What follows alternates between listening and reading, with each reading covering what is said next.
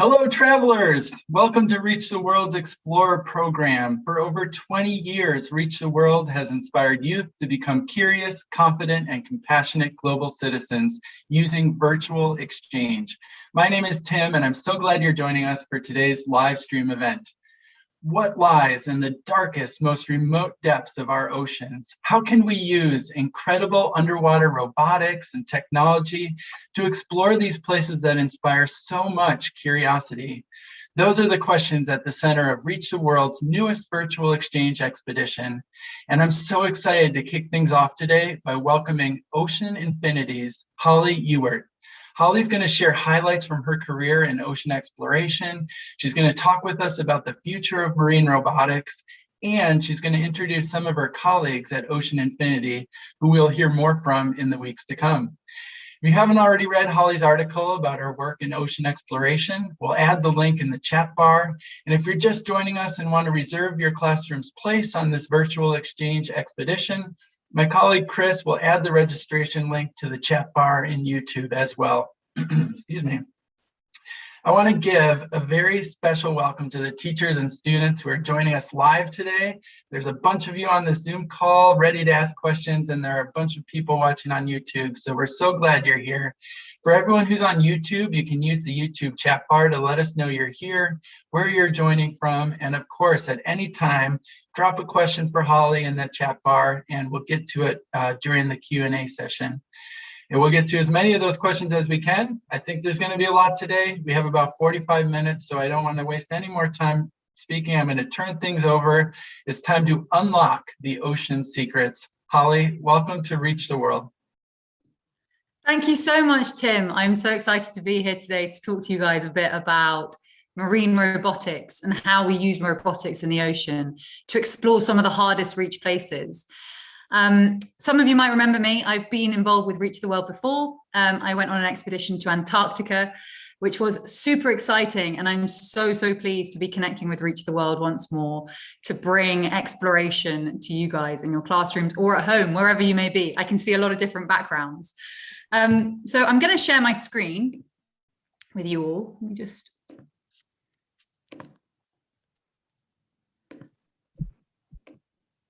Great.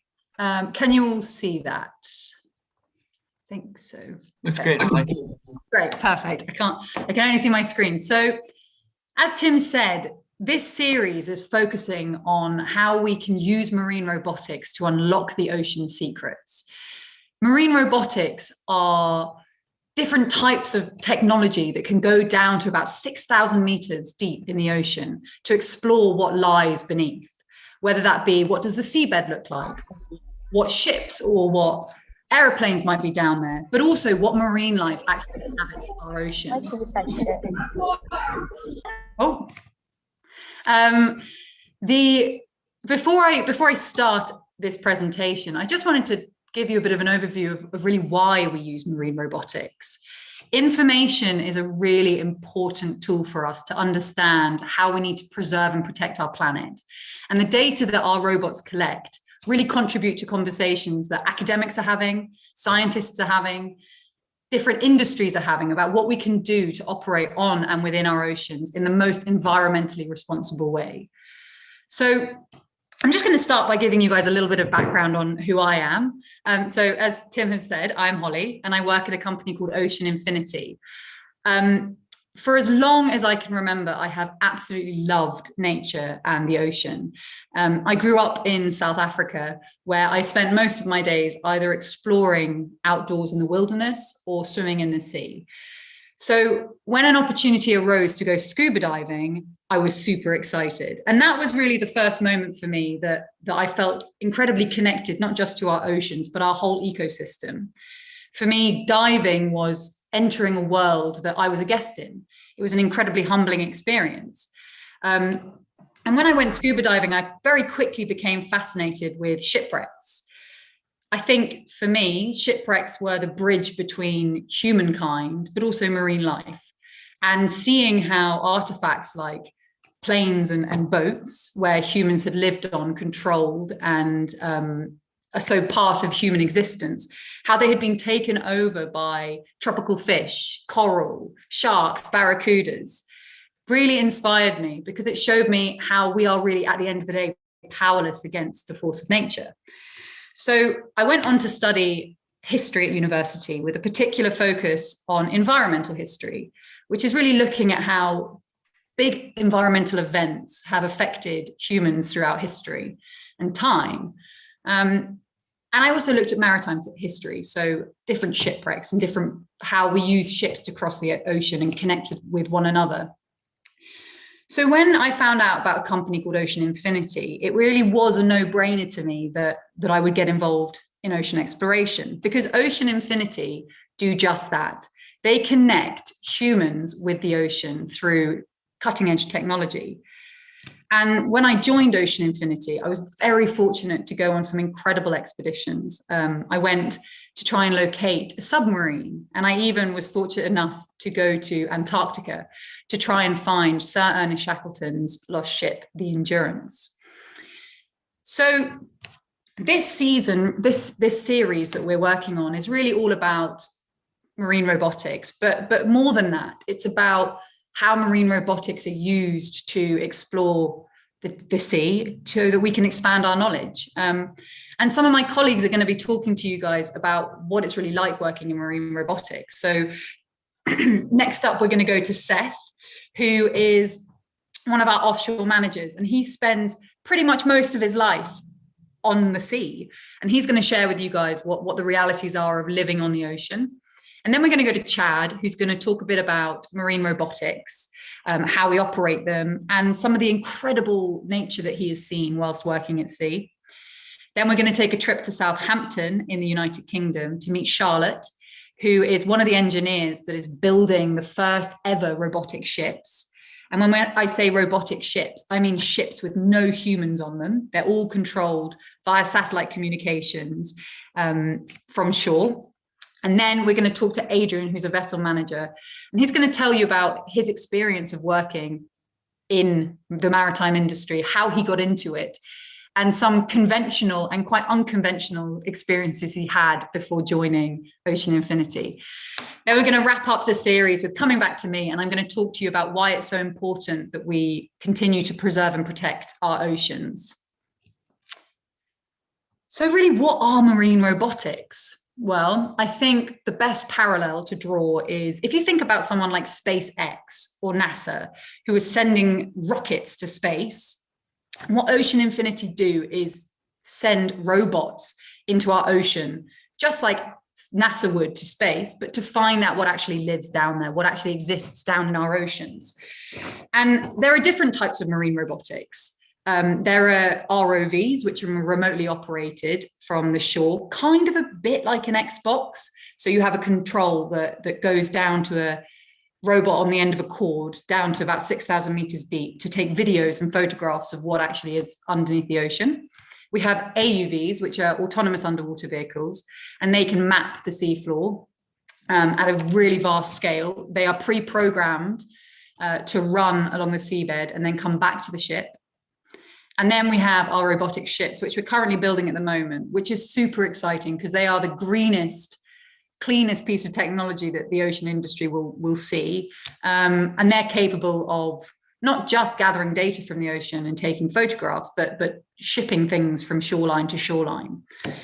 But why do we use marine robotics? Well, first and foremost, it's just really cool. I mean, the technology that we're using is cutting edge.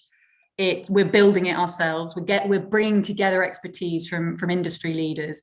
It's just very, very cool. It feels almost a bit like spy work, bringing together some of the most impressive technology from around the world and building something completely new. And then to use that to expand our knowledge of the oceans, which I previously said, it's really important to gather data and information and to share that with academics across the world, governing bodies across the world, so that we can start to understand what's going on in our oceans and how we need to protect them. They also help us map the seabed, which is very important for a lot of industry. So if we want to, for example, build a wind farm anywhere, they need to have a map done of the seabed to know what it looks like so they can actually build there. So that's the kind of mapping that we are capable of providing in a very environmentally friendly way. And then we can also locate lost wrecks, whether that be planes or submarines or ships. So when we talk about unlocking the ocean's secrets, well, I think one of the biggest secrets of the ocean is what happens to the ships that get taken by it. Where do they go? And this is something I personally love, as I spoke about with my scuba diving on wrecks. This photograph on the left here was actually taken at just under 1,000 meters deep on the seabed. And this is a propeller from the ARA San Juan, which was a submarine that went missing in 2017. And Ocean Infinity worked with the Argentinian Navy and the family members of the crew that were on board to locate this submarine. It was an incredible expedition, and it brought a lot of closure to the people involved. And then the photograph on the right here, you might not be able to make out quite what it is, but if you look at this pipe here, this is actually a gun from the USS Nevada, which was a American battleship. And this photograph was actually taken at just over 4,000 meters deep. You can actually see on it as well a lot of the different coral that's growing on the gun. So it's amazing to see that deep there's a lot of flourishing marine life. I wanted to just show you a short video that was taken on a wreck that we found called the Scharnhorst that sank in the Battle of the Falklands. And what's so impressive about this is look how well preserved this ship is, but also see if you can spot. See if you can spot some of the coral and the crabs and the other marine life that exist on this ship, which was at 1,606 meters deep. This is the first time this ship has been seen since December the 8th, 1914 at about 2 in the afternoon. We're looking right into the bow right now. On either side of it, we have 2 guns coming right out at us. It's an incredible view.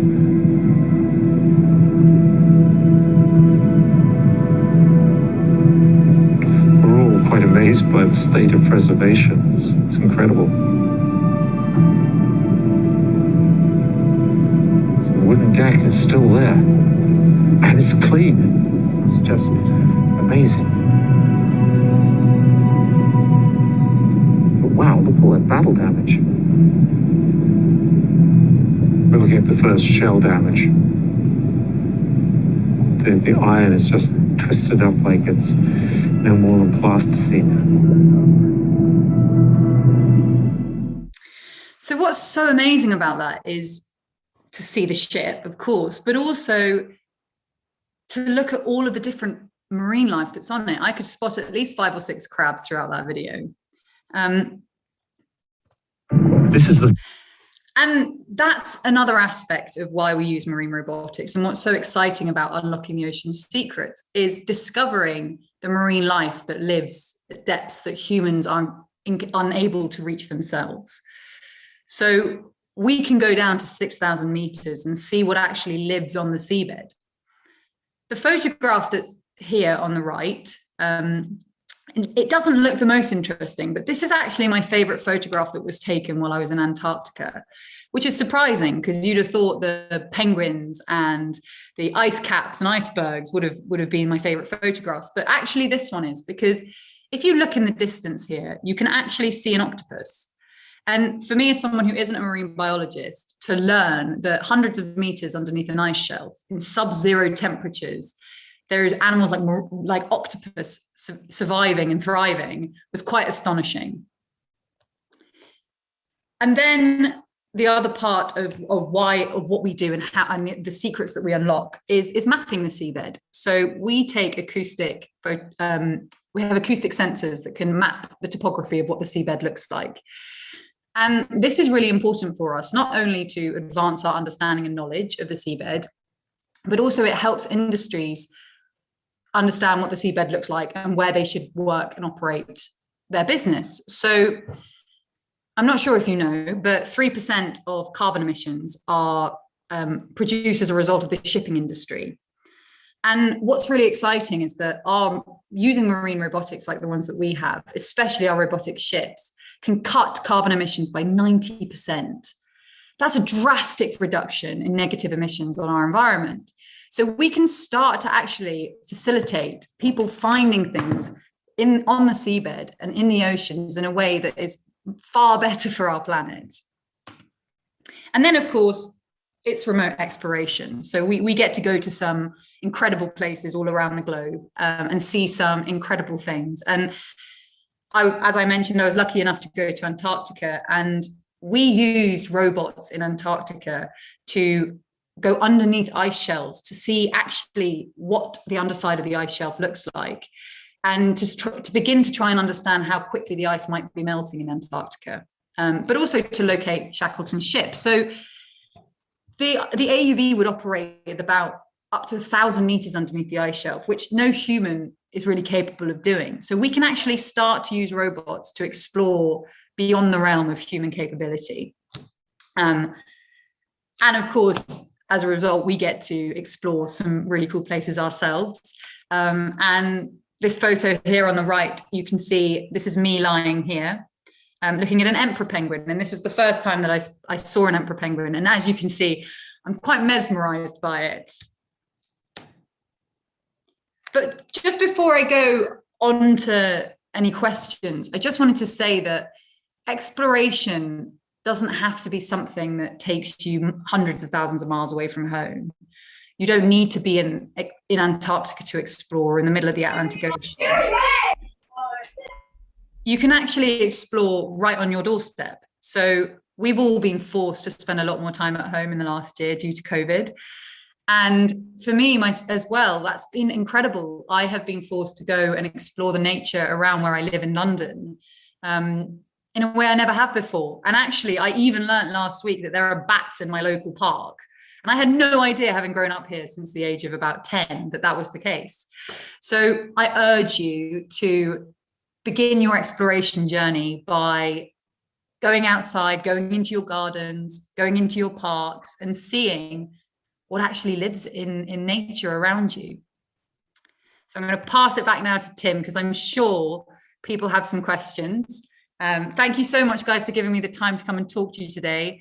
It really is fantastic to be able to share some news and stories about ocean exploration with you all. Right, Holly, thank you so much for that wonderful introduction to you, first of all, for people who haven't met you yet, and also to the cool work that Ocean Infinity is doing. We're going to learn so much more about it over the next few weeks, and meeting your colleagues and reading your articles, but that's a great introduction. We're joined today by students from Salem Elementary in Connecticut, PSMS 200 in Queens, Lincoln Elementary in Hasbrook Heights, New Jersey, and Public School number 1 in West New York, New Jersey. So I'm so glad to have so many students on the call, both watching the live stream and on the Zoom call. If anybody has a question that they would like to ask Holly, based on what she just said or something you're curious about, I'd like to encourage you to drop it into the YouTube chat bar or raise your hand digitally on the Zoom call, and I will bring you into the conversation. It looks like Gabrielle is ready to get us started. So Gabrielle, I'm going to ask you to unmute yourself, and if you want to turn your camera on, great, you can go ahead and ask Holly your question. So my question is, what is your favorite marine species? Did you get that, Holly? I did. Thank you so much, Gabrielle. That's a really good question. Gosh, I don't know. I think probably my favorite marine species, I like all of them. I would say probably minky whales. I love minky whales. Interesting. What is it about minky whales that you like? I think it's because when I was in Antarctica, I saw 2 minky whales together, one which was a mum and her tiny baby. Well, it wasn't tiny, it was a whale, and I could see how the mum was moving in order to protect her baby. And at that moment, to see how some of the mammals' interactions are so similar to human interactions really moved me. And since then, I sort of have a very soft spot for minkies. All right, very good. We have a question from Ms. Schmuel's class in Queens. Student is asking, I'm sorry, they already asked that question. Rochelle would like to know how do acoustics work, generally speaking, under the ocean? What is the big scientific idea behind acoustics? That's a very, very good question, and I'm probably not the right person to ask that. We have Chad coming and speaking to us in a few weeks about the acoustics and how they actually work. But in a really simple sense, they sort of pick up the sound waves of the ocean, and they can therefore create a sort of image of what it looks like based on that. But I don't claim to be an engineer, so you'll have to ask Chad when he comes to speak with you all. But very good question. All right, fair enough. Miss Capazzi's class, a student in Miss Capazzi's class, would like to know how old you were when you started studying marine biology. That's from Giovanna. Another really good question, but I didn't actually study marine biology. I studied history, so I never really learned much about science when I was at school. I was always really into English and music and drama and history. So I sort of didn't really look after the side of myself that liked science. And so when I got a bit older and I really wanted to know more about nature, because I hadn't studied it enough when I was younger, I went down the avenue of really the stories around nature and the stories around the people that interact with nature, which was history. And so I went down the avenue a bit more of storytelling and archaeology and history rather than science. But I started that my love for nature was really from as young as I can remember it. I spent most of my time in nature when I was little. Excellent. Well, we've got hands flying up all over the place. Priyanka, you've got your hand up. Go ahead and unmute yourself and ask Holly your question. So I had a question about the shipwreck. You went to a lot of them, right? How many did you go to? What was your favorite one? So I study a lot about history too. So. Oh, cool. Thanks for your question, Priyanka. That's a really good question. And I love to hear that people are studying history. I think it's a super fascinating topic. My favorite wreck, even though we didn't find it, would probably be the Endurance, just because I remember Ernest Shackleton's quite a famous British explorer. And I remember when we were very little learning about him. And so I knew about Shackleton and his expedition. And then I think as well, being in a place where, so the Endurance, really brief story is their ship got stuck in the ice. And they actually survived on the ice, and all crew members survived. They managed to get to safety. And so when I was in Antarctica and being able to see the conditions in which these guys were actually surviving was really astonishing. And like I said, Priyanka, I like with history, and you'll probably get this, I like being able to see how something in the past can be relevant today. So being in Antarctica and seeing how there were loads of seals, which actually some of them had to eat to survive.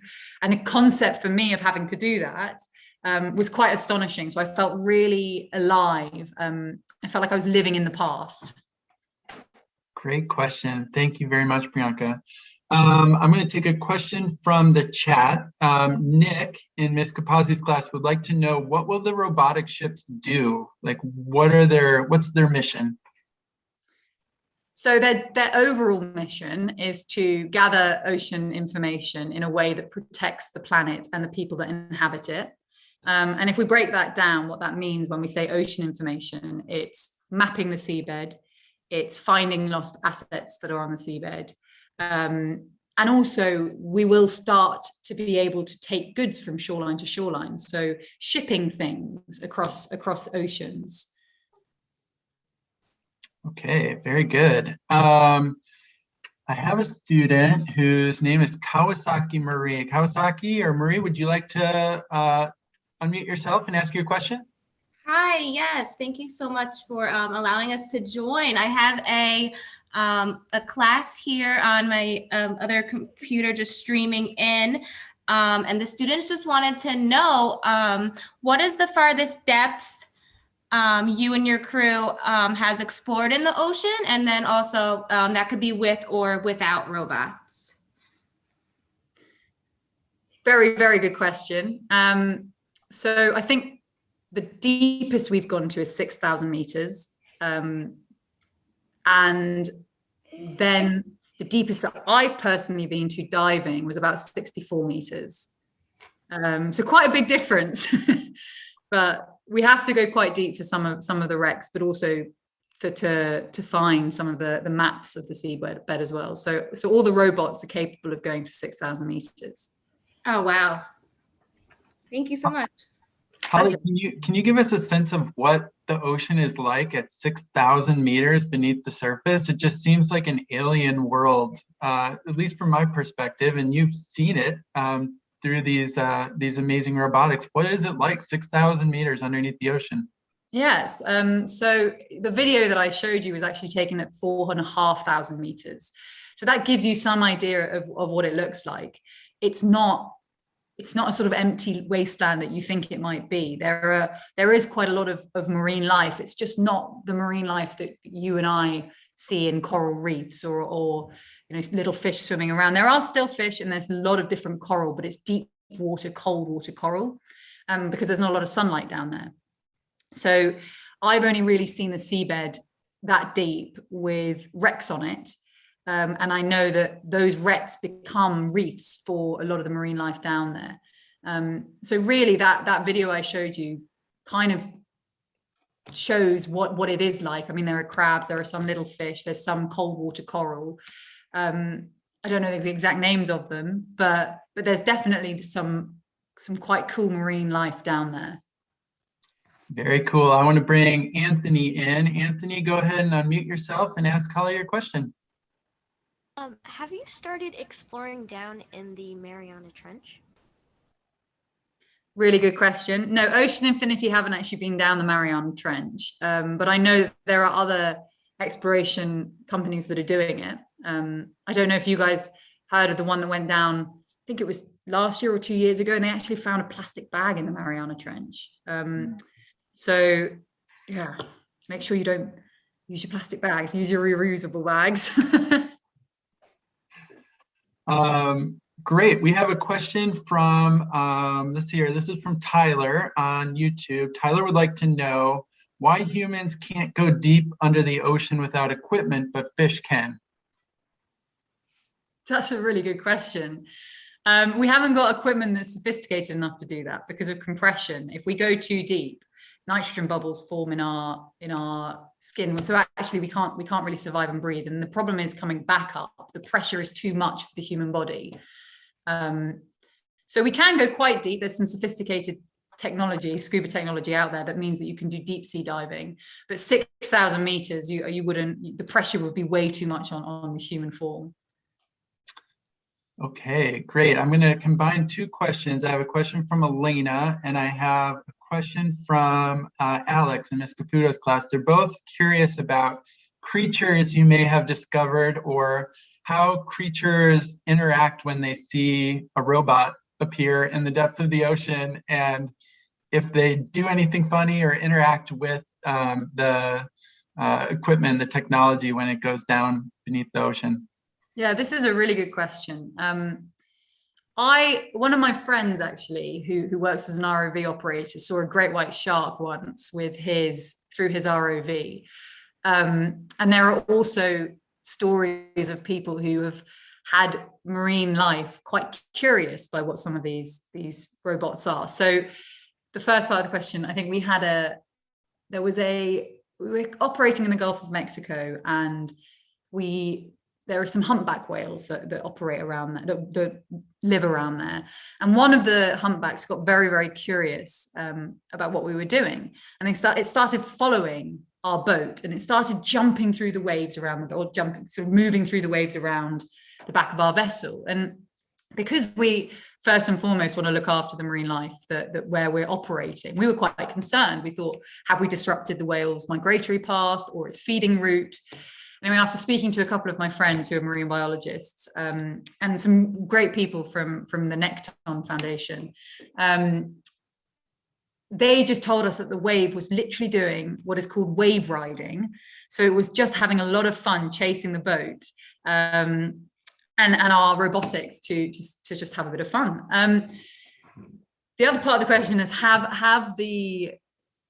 has anything ever played in front of the camera? Yes, actually, we've had squid that have gotten very curious by the lights. I don't know why, but they sort of dance in front of the cameras and the lights, and sometimes you can see them ink as they swim. And we've had quite a few occasions where they've literally gone, like they've hooked around the front of the camera with their tentacles. So it does happen that they do interact with the robots, but we do have to make sure though that we're not, we don't want to interact with them. It's for the, we don't want to harm or hurt anything that we go near. It's like in Antarctica, you can't touch the penguins, but if they come over to you and they're quite curious, you want to keep your distance, but you can't stop marine life being curious, because animals are equally as curious as humans are, if not more. Absolutely. Ryan from Miss DeMaio's class would like to know, and this is sort of a general theme, there's a lot of interest around the shipwrecks, a lot of amazement that the wooden deck of the ship in the video that you showed was still intact after so many years. What's the coolest thing you have seen in and amongst shipwrecks? That's a really good question. I think I like seeing artifacts that are things that I have. So I was once diving on a wreck in Honduras and I saw a teddy bear, and that I found quite interesting. The other thing that I've seen on a wreck, which I also really enjoyed because it was a very uplifting moment, was at about 5,000 meters deep, we found this beautiful sort of budding life in one part of the wreck. Everywhere else it was pretty empty and there were some crabs, but there was this sort of bright green coral, and that was quite amazing as well. Very, very cool. Elizabeth, go ahead and unmute yourself, ask your question.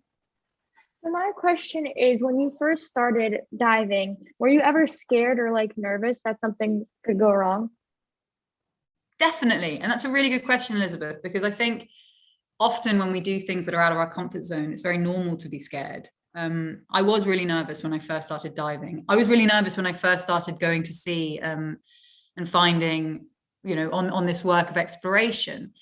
I think stepping outside of your comfort zone is something that's nerve-wracking, but it's about approaching it in a way that you are equipped to handle anything that happens. So quite quickly, when I learned to dive, I was taught the skills on what to do.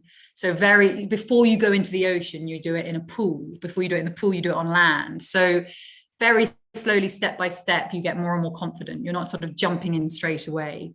I think that's often a really important thing to remember when it comes to any sort of exploration, is that you want to take it slowly. You want to make sure that you are aware of all the risks and things that can go wrong, and that you know what to do if that was to happen. But if you have your training and you have all the information that you need at hand, then you know what to do to keep yourself safe. Yeah, just hearing about the risks of humans going beneath the ocean surface really highlights the amazing things that marine robotics can do, because they're not subject to the same sort of limiting factors as humans. I wonder, and this is a question from the chat as well, with these robots that Ocean Infinity is sending down to the deepest parts of the ocean, what kind of data are you collecting? This is from Ms. Caputo's class. Like, what actual data do they collect as they sort of putter around under the ocean? Yeah, that's a really good question as well. So we collect a whole array of different types of data. One being images and videos. The other is sonar data, so side scan sonar. Another one's called multi-beam data, and they're all there's SAS data as well, and they're all just different types of data that tell us different things about what the seabed looks like, so that we can piece together with all the information a full 360 idea of what actually, not just what it looks like, but what the minerals are that are down there, and what the currents are, and all of that.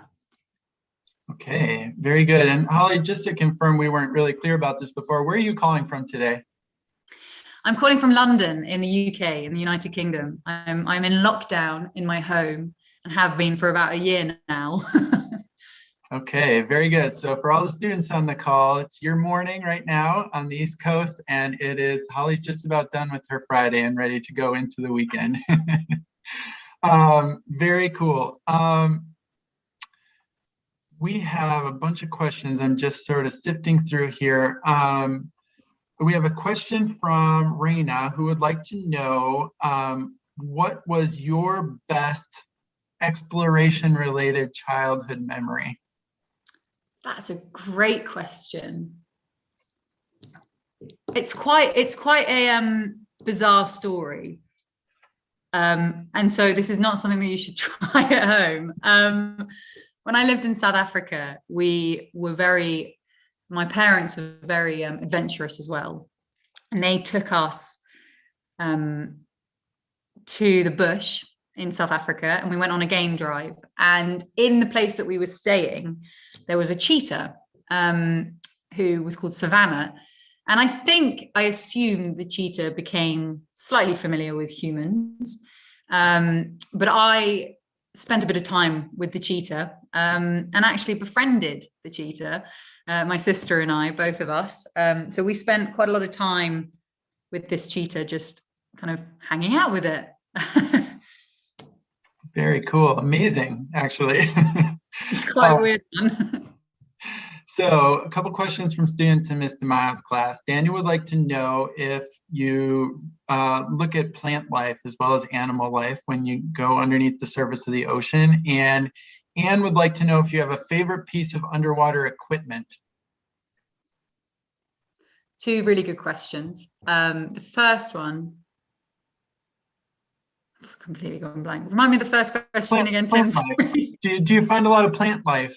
Yes, yeah, we do. We find quite a lot of plant life on the seabed, but because we are, as Ocean Infinity, are marine robotics and operators, we often have to get scientists to come on the expedition with us so that they can share their expertise. So we've worked with the likes of the University of Cambridge on the Antarctica expedition and Cape Town University, so they can share their knowledge with us. We also work with a Norwegian university, NTNU, to share data on ocean health. So we're not scientists or biologists within Ocean Infinity, but we really think that cross collaboration with scientists is really important. Great. Kyle in Ms. Caputa's class would like to know, where are you sending these amazing robotics? Is there someplace specific, or is it to places where people don't usually go, or what is sort of the priority? The ocean's so big.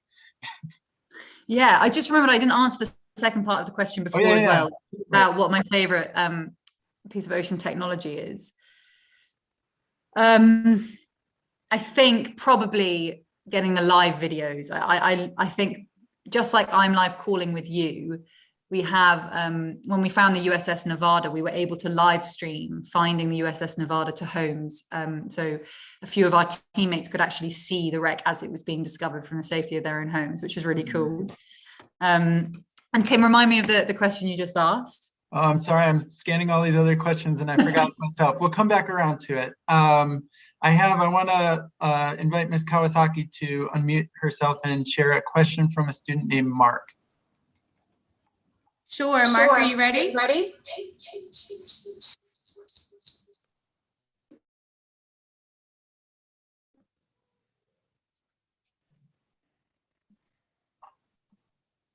Sorry, Ms. Kawasaki, it's we're not hearing Mark.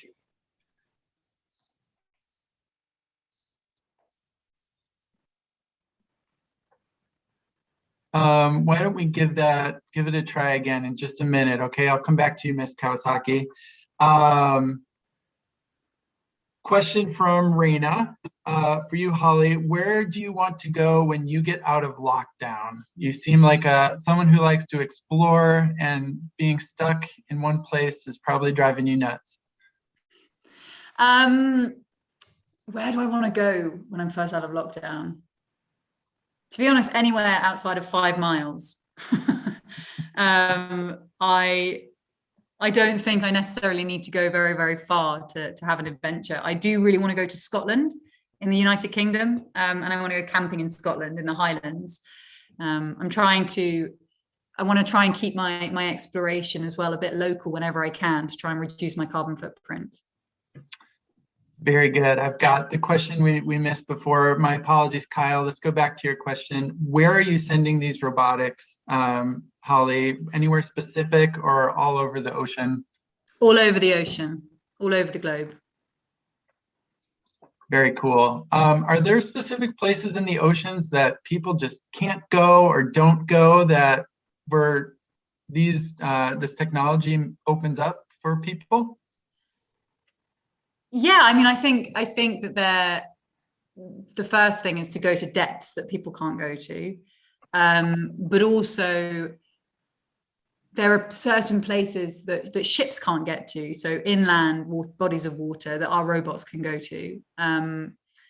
And also, one of the good things about the robotic ships that we're building is that they take away a lot of safety risk. So with no people on board, we can start to explore areas that are a little bit more dangerous to operate in. Mm-hmm. Very good. Rochelle, I see your hand up. Go ahead.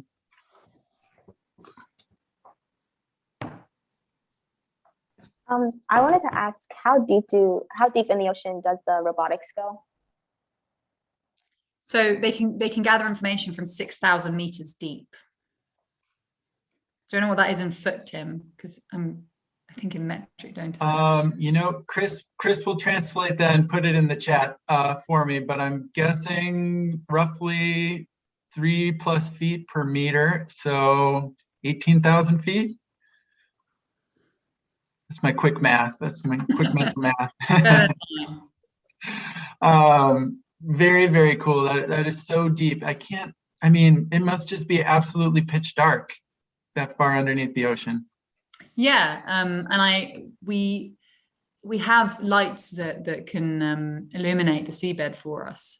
And I saw one of the questions that popped up was that, do the lights harm any of the marine life? And I thought that was a really good question.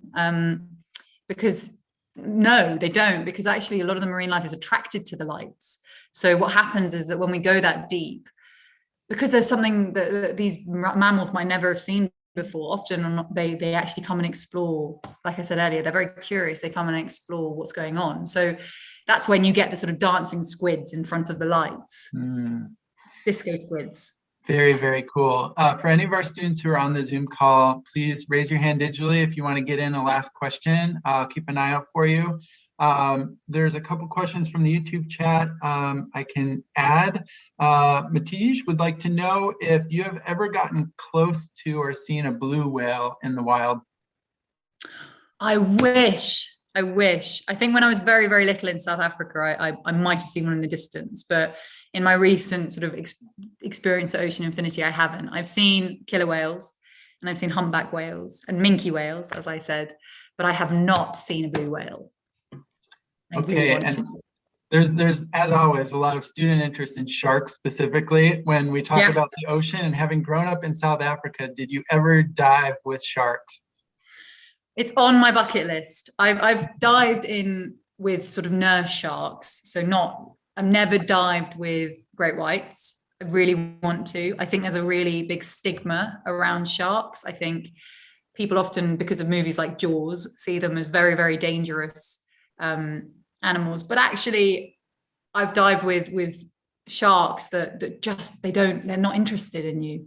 They just swim by. I was diving in Central America, and there was a blind nurse shark who was very curious. We were lionfish hunting at the time, and was very curious and just sort of coming up and sort of swimming past you completely harmlessly.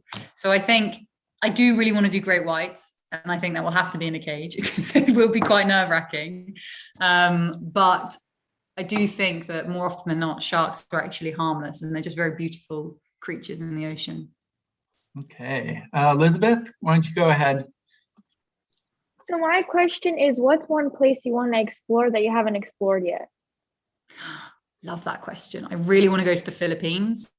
I want to explore in the Philippines because there are some amazing wrecks there. A lot of fighter jets that have gone down in the waters in the Philippines. It's one of the best places in the world to dive for wrecks. So that is definitely somewhere I want to go. And actually, to go back to the earlier question, I think probably after lockdown, one of my first trips I will plan will be to go diving in the Philippines. Very cool. Can you just describe generally what it's like to swim down into the blue and then have this ghost of a ship appear? What does that feel like as a person arriving at a shipwreck?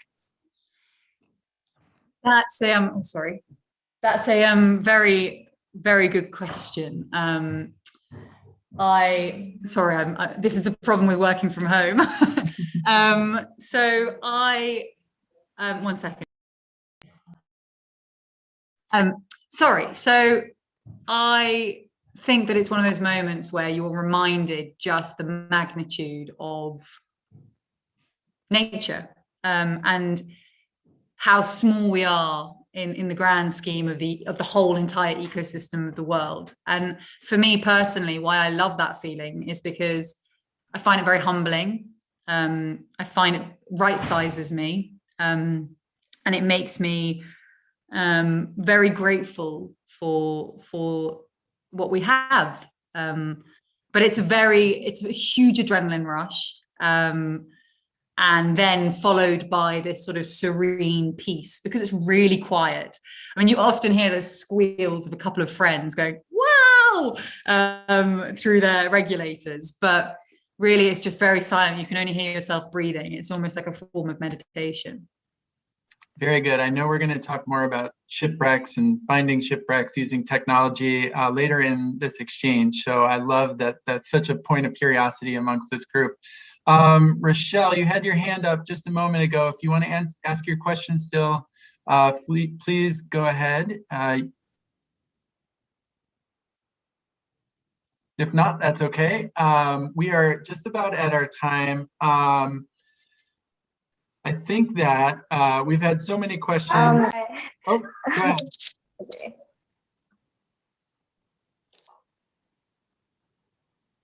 No? Okay. Well, we have a lot of questions. There's a lot of curiosity about the underwater world, which is totally understandable. And I'm excited that so many people are excited to learn more from you and your colleagues over the next couple weeks. So I'm going to stop us there for today. We've been chatting for a full 45 minutes.